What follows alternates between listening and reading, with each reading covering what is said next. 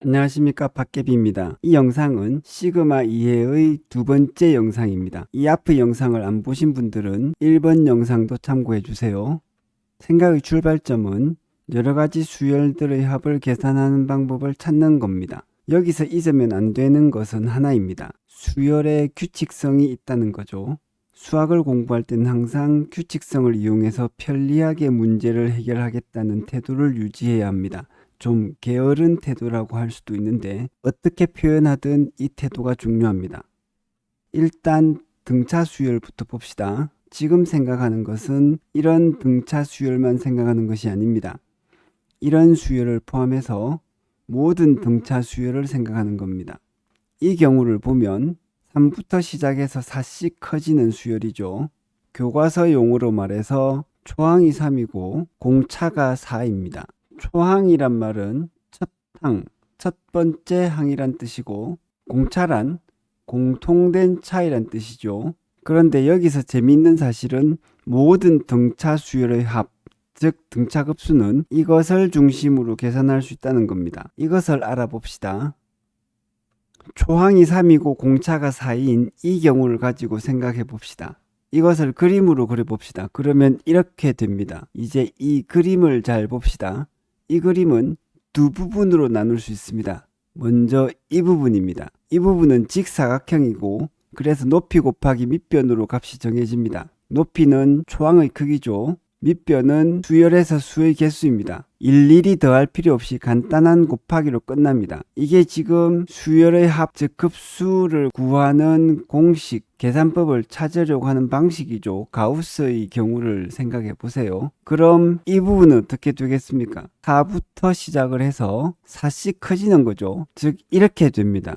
저는 개인적으로 이 점에서 그렇구나 하는 생각을 했는데 결국 모든 등차 수열의 변화는 일씩 변하는 것의 곱하기 확장이라는 겁니다. 등차 급수에서 초항이 얼마든 간에 그건 여기서 직사각형처럼 계산될 거고 공비가 얼마든 간에 그건 여기서 일씩 변하는 것의 배수가 될 뿐이니까요. 알고 나면 당연한데 알기 전에는 생각하기 어려운 겁니다. 저는 개인적으로 얼핏 생각할 때 등차 수열의 합을 구하는 공식들은 등차 수열의 크기에 따라서 여러 개의 공식이 나오지 않을까 이렇게 느꼈었습니다. 그런데 하나로 끝나는 거죠. 개인적으로는 좀 놀랍다고 생각을 했었습니다. 이것이 시그마 공식으로는 이렇게 되죠. 수학기도문으로 시그마 K는 2분의 n곱 n합1 그러니까 이 공식 하나는 등차급수의 모든 계산을 다 함축하는 겁니다. 등비수열의 합, 즉 등비급수 공식에 대해서는 기본적으로 이 영상에서 설명했습니다. 아직 더 새로운 설명을 개발하지 못했죠. 내용을 요약하자면 이 그림 하나로 끝낼 수 있습니다.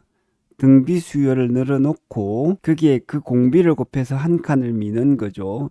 이렇게. 그러면 아래 위가 정확히 맞아 떨어지게 됩니다. 같은 거죠. 왜냐하면 등비수열이니까 여기에 공비를 곱하면 이게 되고 바로 그 공비를 여기에 곱했으니까 이것과 이것이 같게 됩니다. 사실은 이렇게 같도록 만들기 위해서 같을 만한 수, 즉 공비를 곱한 거죠. 그래서 위에서 아래를 빼면 이것만 남습니다. 이렇게요. 그렇게 해서 등비급수의 공식이 나옵니다. 이거죠. 이 공식은 초항이 1일 때의 등비급수입니다. 초항이 1이 아니고 2나 3 혹은 다른 수이면 여기에 그대로 곱하면 되겠죠. 등차급수처럼 별도로 계산해서 더할 필요가 없습니다. 그래서 이 공식을 외워야 되는데 이렇게 외우면 됩니다. 시그마 R의 K차 1승은 1차 R 대분 1차 Rn승. 시그마 관련 수학기도문 구장이 4줄 정도밖에 안 되는데 달달달달 외우시면 되고요. 노래로 외우면 정말 쉽습니다.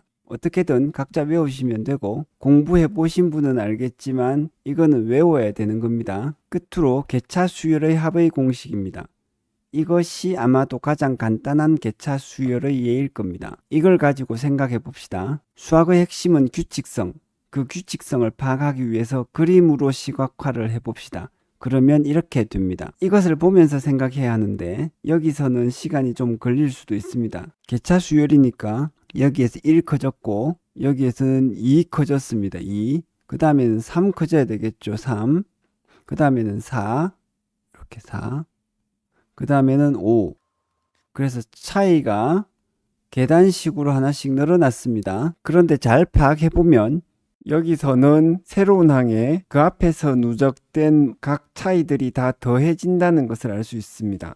예를 들면 다섯 번째 항이다. 다섯 번째 항이면 이 앞에서 누적된 것이 뭐죠? 1, 2, 3, 4가 되겠어요. 그래서 초항에다가 1, 2, 3, 4가 되어버리는 겁니다. 다 더한 것이 이 항인 것이죠. 그러니까 이렇게 되는 것입니다. 아까 말씀드린 것처럼 다섯 번째 항이면 초항에다가 누적된 공차 앞에서 하나 누적되고 두 개 누적되고 세 개 누적되고 네 개 누적되었으니까 하나, 둘, 셋, 넷. 이걸 공식으로 쓰면 이렇게 됩니다. 교과서에 나오는 거죠. 일반항이라고 부릅니다. 그 다음 단계에서는 아주 생각하기 어려운 일이 일어납니다. 제가 생각할 때는 그렇습니다. 개차 수열의 합의 공식을 구할 때 이 일반항 앞에다 그냥 시그마를 붙여버립니다. 이거 이해가 되십니까, 여러분?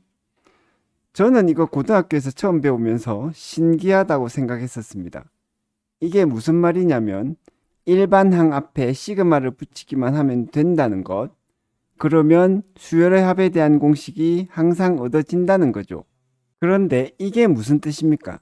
시그마 기호의 뜻을 생각하면 그런 수열 다 더해라 라는 뜻이거든요. 이게 문제잖아요. 그래서 우리는 그러니까 그걸 다 더하려면 어떻게 해야 되냐고요 라고 묻게 됩니다.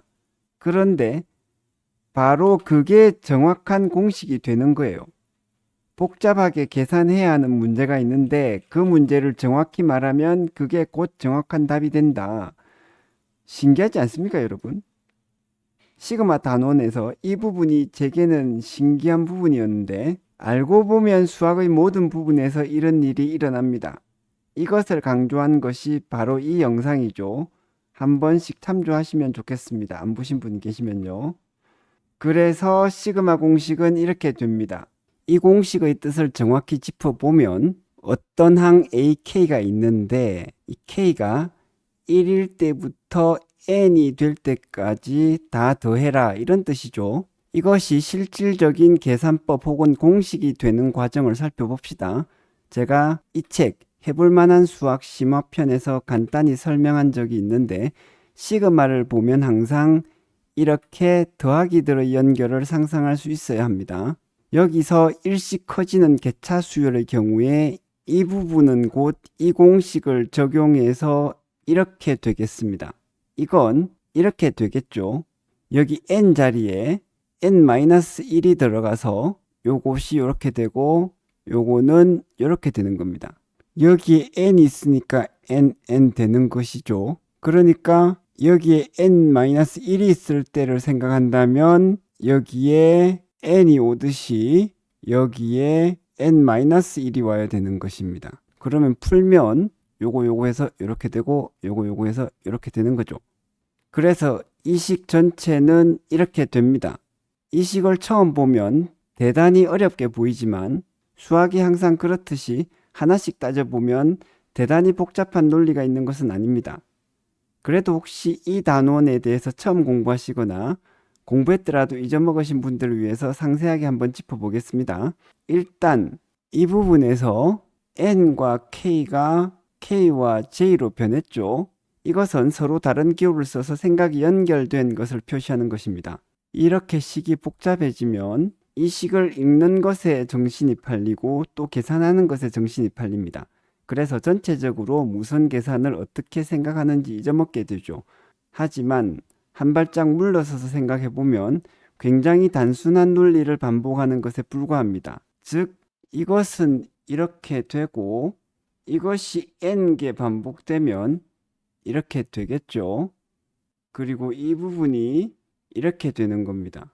이것이 왜 이렇게 복잡하냐? 차이가 단계적으로 점점 커지는 것을 더하는 결과가 되어야 하는데 그게 따져보니 제곱씩 커지는 것에서 1씩 커지는 것을 뺀 것에 비례하더라 이렇게 되는 겁니다. 비례를 빼고 얘기하면 정확히 말해서 그것의 반이 되더라 이런 얘기죠. 실제로 이 부분을 계산하려면 공식을 외워야 합니다. 시그마 K제곱은 6분의 N곱 N합일 2N합일. 그래서 요 K제곱 계산 공식이 여기 나오는 겁니다.